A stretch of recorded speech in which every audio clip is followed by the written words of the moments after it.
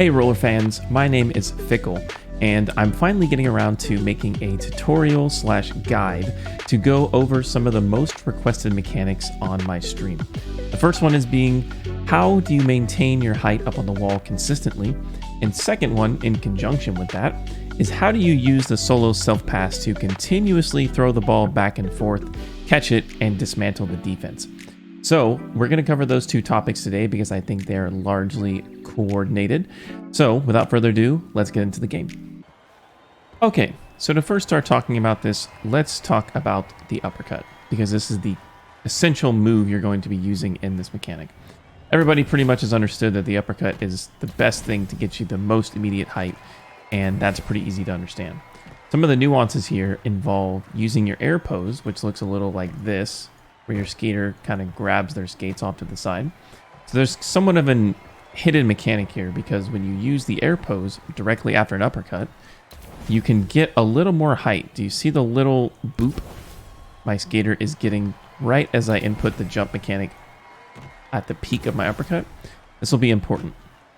Using air pose is one of the best ways to get just a little bit of extra height after your uppercut.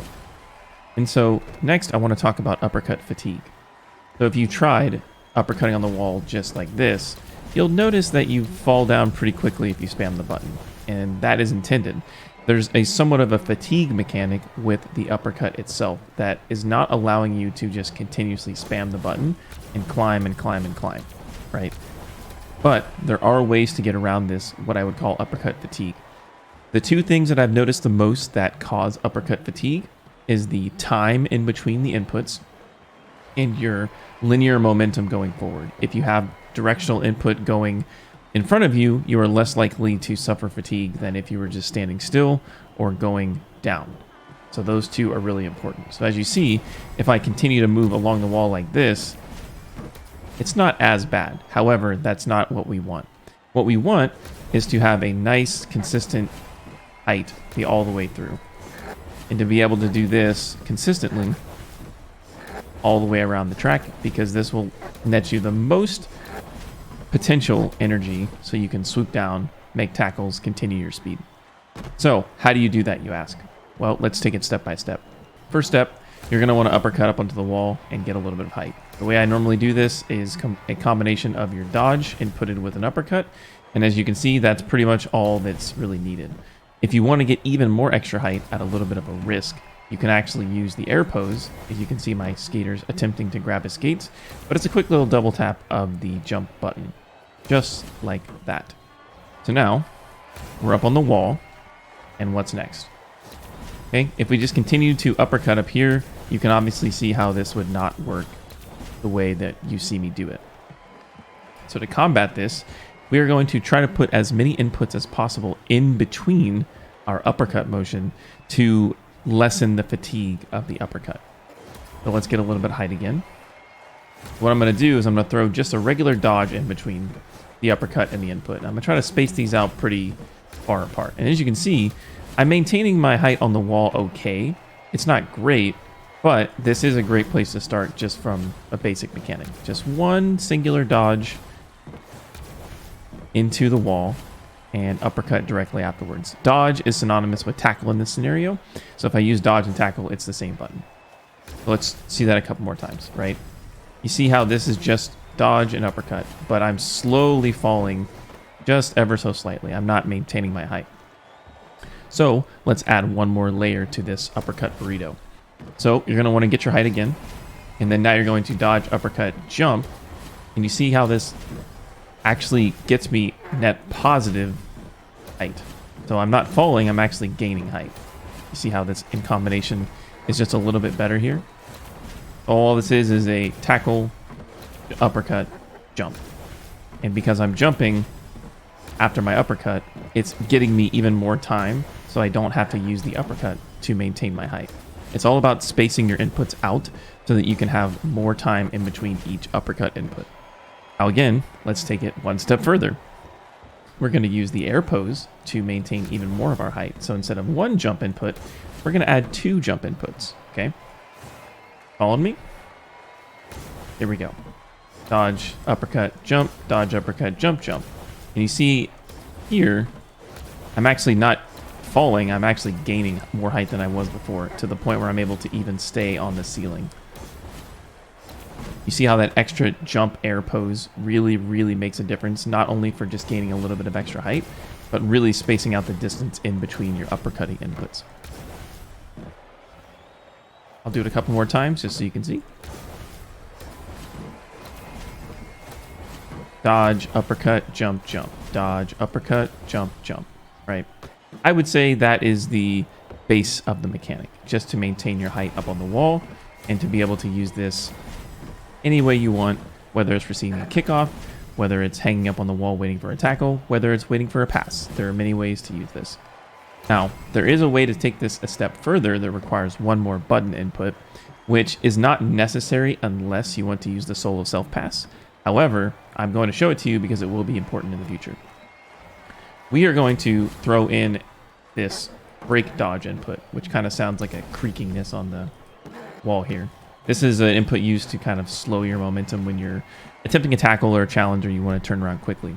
However, when you throw it in the uppercut burrito, you're going to notice that you are spacing your inputs out even more so that your uppercut is not fatiguing even more so. So let's see what that looks like. So we're going to use the same motions here. We're going to use the dodge, uppercut, jump, jump. But in between the dodge and the uppercut, we're going to throw in a break boost. Okay? So it's going to sound and look a little like this. You'll notice the sound immediately.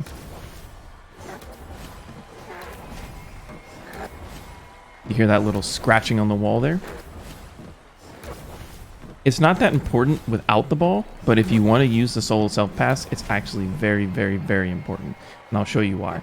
Because if I've started down here, you can see I can now, using the break input, execute my jump to actually go up vertically without my forward momentum. Okay, so if I were only using dodge and jump, I don't ascend the wall as high. Okay, there's an importance here of spacing out the inputs. So again, this is dodge, break boost, uppercut, jump, jump. Dodge, break boost, uppercut, jump, jump. Okay, you can actually hear the difference in this one as opposed to the regular dodge, uppercut, jump, jump. And so why is that so important? Well, let's go into the next topic, which is going to be that solo self pass. I have another video on my channel explaining how to do this setup, but basically we're going to use this setup here, where it's a opposite wall pass into an uppercut, just to be able to get your initial height. That way I'm only using one uppercut, I'm getting sufficient height, and then I don't have to use any more of my uppercuts to stay on the wall. I've seen some people try to attempt this using this solo self pass here, which is okay, but you see how I have to use 2 uppercuts to get that height? That's not ideal because it's a diminishing return with your uppercut. As soon as you use the first one, you instantly do not get as much height from the second one. Okay, so to start the solo self pass, which is this kind of wall dribbling or air dribbling as some people have called it, I'm really not so caught up in the name other than the techniques, but I do take credit in the fact that I did invent this technique in the closed beta, and it has continued to evolve over time. And in this particular version of the game, it is a little bit harder to do, not as effective, but still very effective if you do it correctly, right? So the premise of this is you're using the throwing mechanic to continuously bounce the ball back to yourself and catch it, which is easy enough to do on the ground when you have your uppercut height and it's not so punishing, right? But as soon as you get any height on the wall, you'll instantly notice that it becomes a lot more technical. So let's just get a little bit of height here. I'm going to do it the old-fashioned way. And so as soon as I hit this lip, what I'm going to do here is do about a half charge, uppercut, jump, jump, uppercut, jump, jump, uppercut, jump, jump. And you see how I can maintain that height all the way across the wall, be clear of any defenders that are wanting to tackle me that are not going to make a really aggressive challenge, and I can continue that height all the way down the lane. So we'll do it again just so you can see.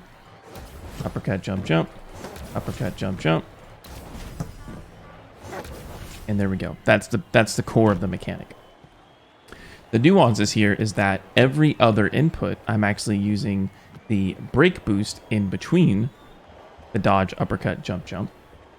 to extend my height just a little bit further. So when I release the ball, I'm just doing a dodge, uppercut, jump, jump. When I'm catching the ball, I'm doing a dodge, break boost, uppercut, jump, jump. And you'll see why that's important. Let's set this up a little bit. So here we go.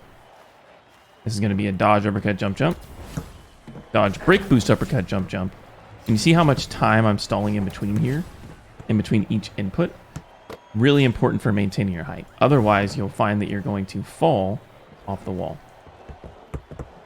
And the reason this is so useful is because tacklers oftentimes hang out in these hits in the bowls of the hips, and they're waiting to smack you as you come down. So as long as you never touch the ground, they really can't tackle you as efficiently. Better players will be able to reach you and get up there and tackle you. But the good thing about this mechanic is if you do it correctly, you will have so many people looking up at you waiting for the ball to come down that you could create a hole in the defense just by maintaining that height. And then you can pass it to your teammates or continue your run or do X, Y, and Z. There's so many different options for this. Now, let's go even a step further and let's continue this around what I would like to call the bowl area, and I'm going to refer to this large pillar as the spine. Now, the spine is a bit of a fickle beast, no pun intended, because the way you attack this is so narrow that it's going to take a really precise throw to get around the corner. Let's see if I can do this on the first try. I'm going to set myself up. Dodge uppercut. Dodge uppercut. See right there, I messed it up just a little bit because my directional input was not facing the wall.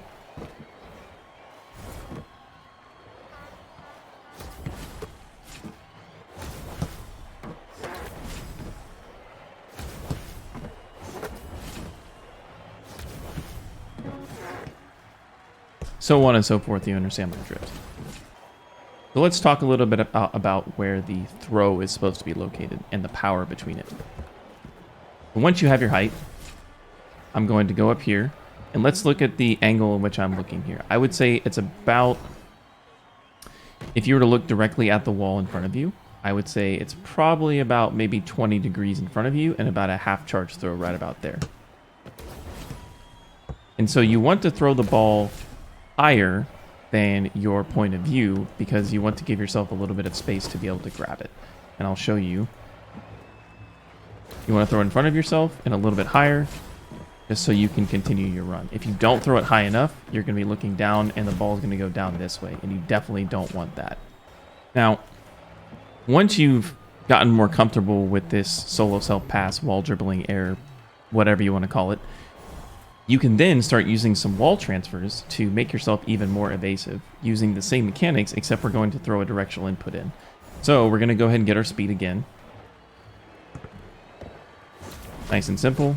And so when I catch the second one, you're going to notice that I'm going to thrust my control stick forward and then be able to jump to the other wall with the uppercut input.